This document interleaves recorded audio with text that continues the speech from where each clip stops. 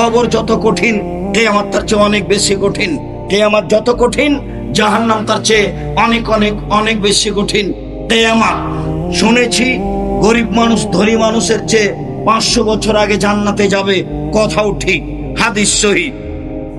রাসূল সাল্লাল্লাহু আলাইহি ওয়াসাল্লাম বলেছেন, একটা মানুষ যদি জোর করে জমি দখল করে, এখন তো পূর্বাচলে আপনাদের আশেপাশে এক জমি 10 বার বিক্রি করছে, বনে বিক্রি করেছে, আবার ভাই বিক্রি করছে, মনে করছে মগের মূল্য।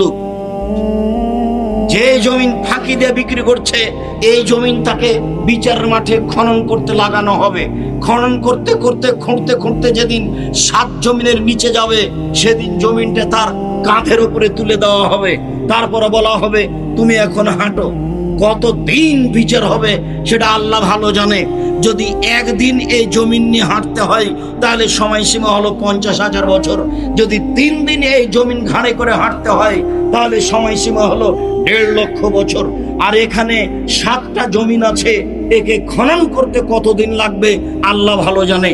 কি দিয়ে বুঝায় আপনাকে আমি কিয়ামতের মাঠের সময়সীমা কত?